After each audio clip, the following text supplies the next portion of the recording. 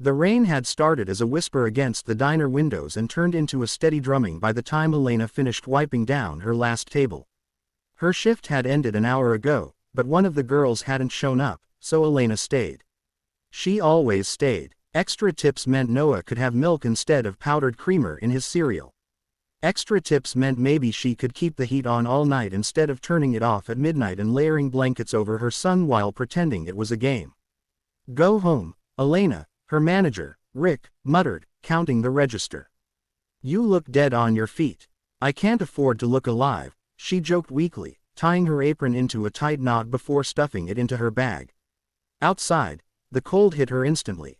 She pulled her thin coat tighter and walked the 12 blocks home because bus fare had quietly become a luxury. The sidewalks glistened under flickering streetlights. Every step felt heavier than the last, but her mind stayed busy. Rent due in 5 days, daycare threatening to call social services if she missed another payment, the electric company's final notice folded neatly on the kitchen counter like a silent accusation.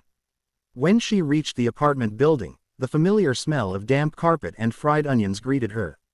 She climbed 3 flights of stairs because the elevator had been broken since last winter. By the time she unlocked the door to apartment 3B, her legs trembled. Mommy! Noah launched himself at her before she could even close the door. She dropped her bag and scooped him up, burying her face in his curls. Hey, my superhero. He smelled like soap and crayons. Mrs. Alvarez sat on the couch knitting, her glasses perched at the edge of her nose. He did his homework, she said warmly. And he told me all about how he's going to build a rocket when he grows up. Noah nodded enthusiastically. So you don't have to work anymore. Elena swallowed the tightness in her throat. That sounds perfect. Mrs. Alvarez stood, patting Elena's arm gently. The landlord stopped by. He said he'll be back Friday. Of course he will, Elena murmured.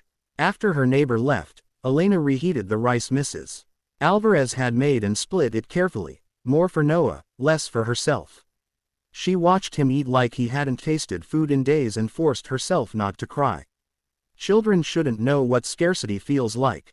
By 10 o'clock, Noah was asleep, one arm flung across his stuffed dinosaur. Elena sat at the small kitchen table, unpaid bills spread out like a losing hand of cards. She did the math again even though she knew it wouldn't change. It didn't. A sharp knock at the door made her heart slam into her ribs. She stared at it. Another knock. Slow. Firm. Nobody good knocked at this hour. She stood carefully, stepping over the loose tile in the kitchen so it wouldn't creak. Who is it? A pause. Then a man's voice, controlled but strained. I'm sorry. My car broke down around the corner. My phone died. I was hoping I could charge it for a few minutes.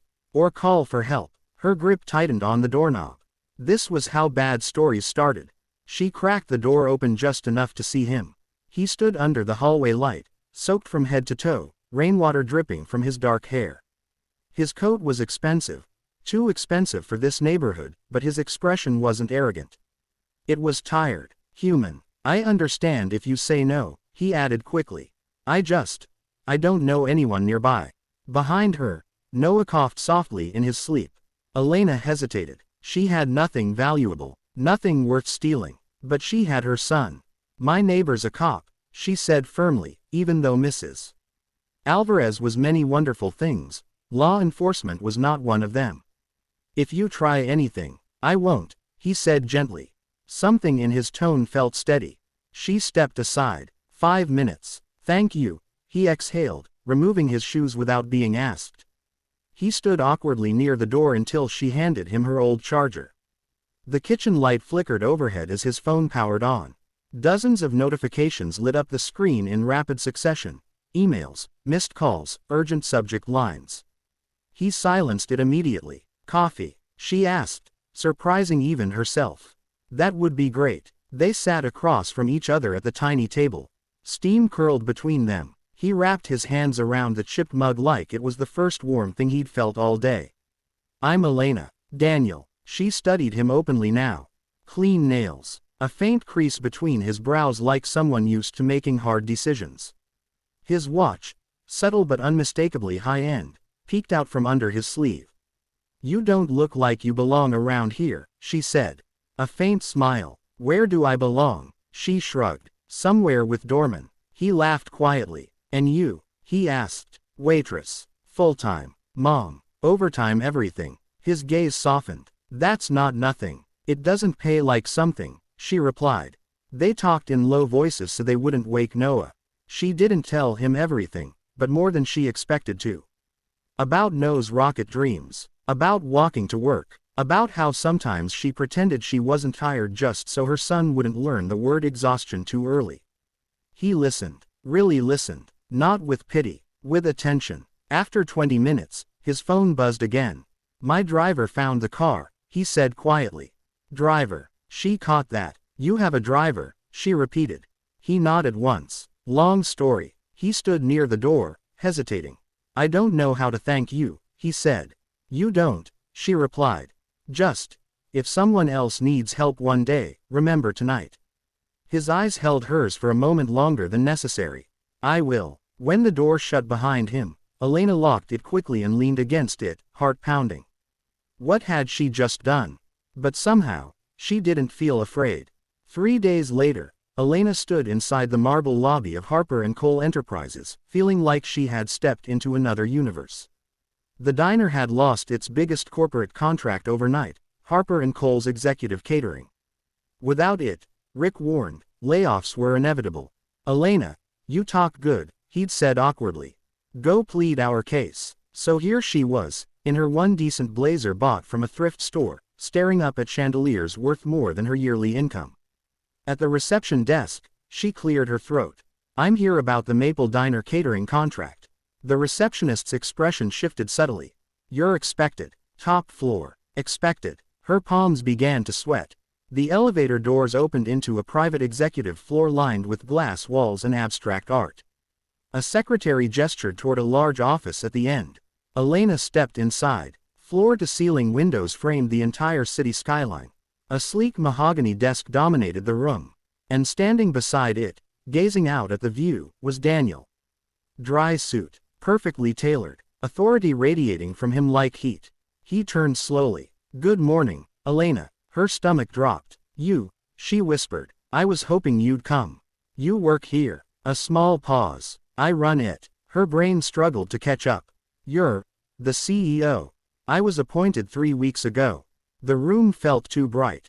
You canceled our contract, she said, anger rising to protect her from humiliation. Do you know what that does to us? People could lose their jobs. I could lose mine. He didn't flinch. I know exactly what it does, he replied calmly. That's why I did it. She stared at him in disbelief. The previous contract was bloated.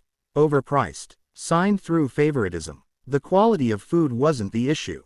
The structure was. She folded her arms defensively. So were collateral damage. No, he said firmly.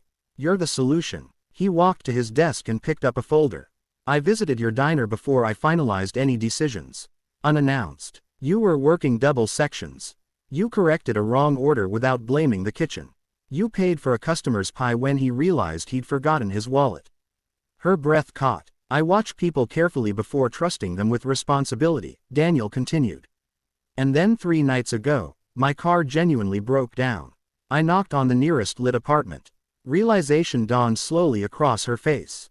That was real, she asked. Completely. You didn't recognize me. I did, he admitted. But you didn't know who I was. And you still opened the door. Emotion swelled in her chest. Shock, embarrassment, something warmer. I'm offering Maple Diner a new contract, he said, sliding the folder toward her. 5 years. Exclusive partnership. Increased budget. Healthcare provisions for staff. Her hands trembled as she flipped through the pages. And you, he added softly, will manage the entire corporate account. Salary triple your current pay. Why me? She whispered. Because integrity isn't something you can train, he replied. You either have it, or you don't. Tears blurred her vision. You could have told me that night, she said quietly. And if I had, he countered gently, would it have meant the same? She knew the answer. No, she laughed shakily through her tears. I threatened you with an imaginary cop neighbor. He smiled fully now. I figured. Silence settled between them, but it felt different from before. Charged. Hopeful. I don't need saving, she said carefully. I know, he replied. That's exactly why you deserve opportunity, not rescue. That distinction changed everything. He extended his hand. Elena looked at it, then at the city stretching endlessly beyond the glass. For the first time in years, her future didn't look like a wall closing in. It looked wide. She took his hand. And this time, she wasn't opening the door out of desperation. She was stepping through it by choice.